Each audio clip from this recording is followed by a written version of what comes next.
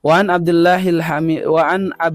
Hamidil Himmani, dan dari Abdul Hamid Al-Himmani qala, berkata Abdul Hamid Al-Himmani, Sa'altu Sufyan Ats-Tsauri, aku bertanya kepada Sufyan Ats-Tsauri, anir rajuli, tentang seseorang yagzu, yang ikut perang, ahabu ilaika au yaqra'ul Qur'an, apakah engkau lebih mencintai orang yang ikut perang atau engkau lebih mencintai orang yang baca Al-Qur'an?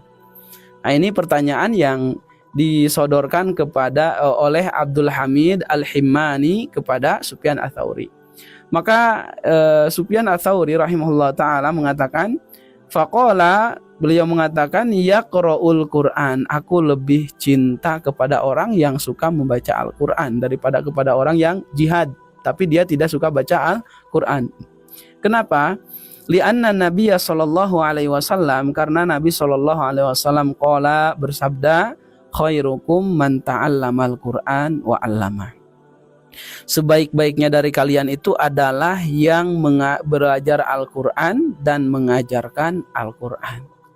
Jadi orang yang belajar Al-Qur'an dan mengajarkan Al-Qur'an ini disestempeli kebaikannya, dipujinya itu oleh Rasul, itu oleh Allah.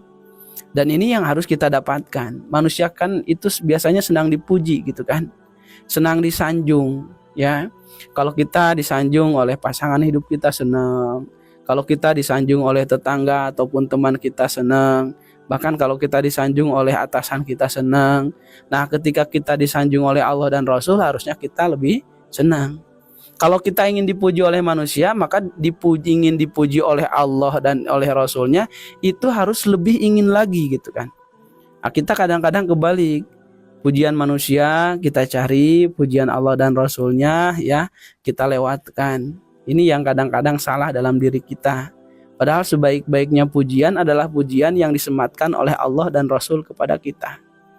Jadi cara pandang kita memandang diri kita ini ada 3 ya. Sebagaimana Ali bin Abi Thalib radhiyallahu mengatakan, kun indallah khairon nas, jadilah engkau di sisi Allah itu sebaik-baiknya manusia. Jadi kita harus baik itu, dinilai baik itu oleh Allah. Wa kun indan nafsi, dan jadilah di depan dirimu ya syarron nas, seburuk-buruknya manusia. Jadi kalau kita melihat diri kita itu, maka pandanglah diri kita itu hina, pandanglah diri kita itu pendosa, sehingga kita akan terus melakukan ketaatan kepada Allah dan akan terus bertobat kepada Allah. Tapi kalau diri kita melihat diri kita sendiri sebagai orang mulia, sebagai orang soleh, nanti akan lahir sifat ujub dalam diri kita. Makanya kalau kita memandang diri kita harus merasa diri kita itu hina, diri kita itu masih sedikit sekali amalan ya, masih banyak sekali dosa. Maka ini akan melahirkan sifat tawadu dalam diri kita.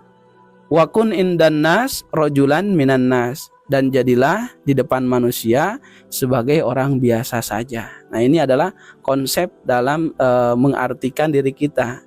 Di depan siapa kita harus dipuji, di depan siapa kita harus baik, menjadi orang baik, dan di depan siapa kita harus dipandang buruk, dan di depan siapa harus dipandang biasa-biasa saja.